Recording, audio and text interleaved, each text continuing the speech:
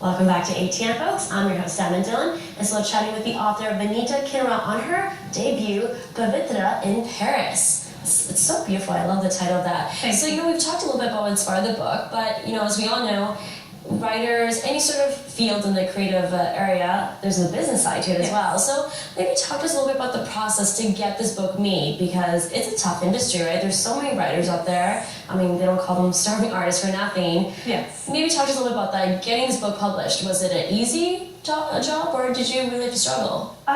It is daunting, and you're right. There's a business side to it. There's a lot of love, and there's a lot of hard work and perspiration that goes into writing a book. But then there's the bigger task of getting it to the public and doing all the marketing and finding somebody to publish it for me.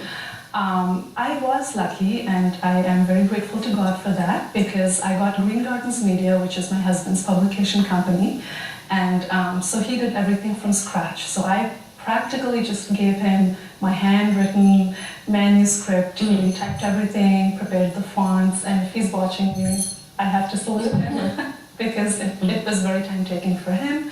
But yes, and which is why in the acknowledgements I call this our baby, because he's the dad and the mom, and we have an equal contribution. But it was daunting when I say it was also easy. For one, I got lucky with the publishing because my husband took it up. It's very professionally done, as you can see. It's his own company, so it's a lot of hard work, and every single detail has been taken care of. But I also got lucky because I had so many thousands of people throwing their support behind me.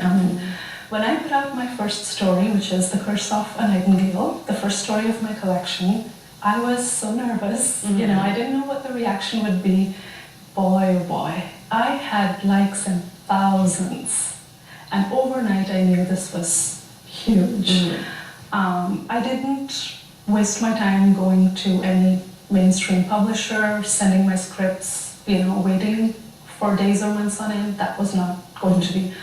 For me, I feel my public is my judge, and they did support me, like you wouldn't believe. So 40,000 people, if you click vinitakinra.com author, 40,000 and growing in just 5-6 months, that is huge. 40,000 visitors to the website, or 40,000 followers, fans. So they all leave me comments, and they just tell me how good my story is, and and they also keep sharing whatever I put on a regular basis.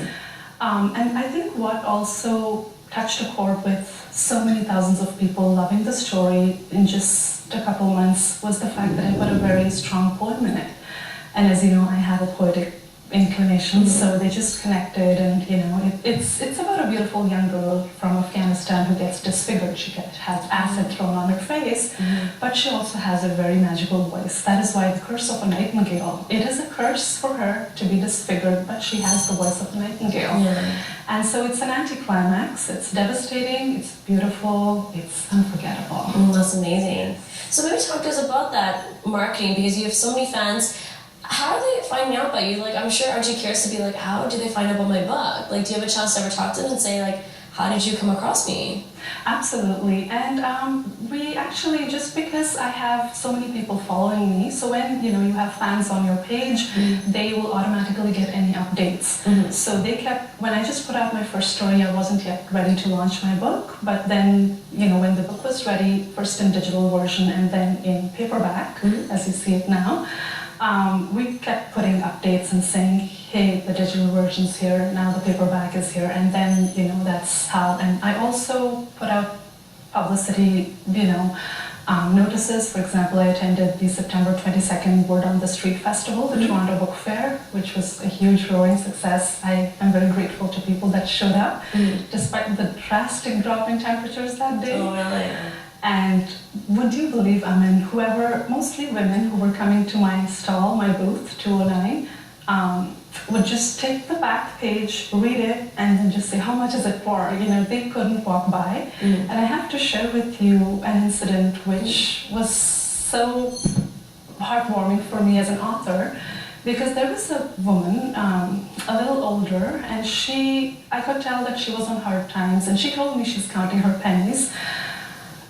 With all due respect, I would have given her a free copy because she spent a lot of time browsing. She was really spellbound by the description of the story. She really wanted a copy, but I had a handful of people browsing and buying my book at that time, so it's hard for me to say, here's your free copy, but the others would be like, where's mine, you know? She went back, she left the book, and you know, I could tell that she probably has to buy her groceries, and I respect that, and it almost teared me up at that point. Would you believe, in 20 minutes, she came with a handful of change, and she made me count my $10 because I was doing the promotion. I wasn't making profit. I was just selling it at my cost price for just the word to get around. And it broke my heart. She got me my $10 in change, a lot of, you know, loose coins, quarters, pennies, what have you. And I haven't spent them since. That's amazing. A big compliment. She couldn't walk away without buying my book. Well, that's like the ultimate compliment, right? To be like, she could use that money for something that food, like you're saying, and she wanted this book so much. So, so is that like, do you think the best part of being a writer? Because you know, as I know many writers, right? And I know it's tough to be a writer because sometimes you have all these ideas and to express yourself, and then sometimes there's management and agents that tell you to go a certain way. So I mean, it's a tough industry, right? But then, what's the best part for you? The best part is the satisfaction. For me, it's therapy. This is medicine. I don't, you know, I've gone through phases of depression, the past, which was not so pleasant for me, coming from my family. The fact that I came to Canada just by myself, just to get some solitude, just to get some perspective on what had happened. For me, this liberated me. I mean, this was like, I was shackled, but this just kind of came and broke all the shackles and said, here is the blank paper, fill it up. Just vent, just uncork, just connect with people. So for me, it's not so much the commercial side, it's more how healing, how soothing, how calming it has been to my whole being. I was very jolted and I was very angry, and you know, you have a lot of negative emotions when something bad happens. And I did end up losing my first pregnancy. I almost lost my life actually, so it put me through, yes, I had a hemorrhage when I was first pregnant. God willing, I have a beautiful daughter that you met before we got here. So a lot of things I'm thinking, I survived for a reason. I'm here, I'm alive, I appreciate every single minute or second God gave me.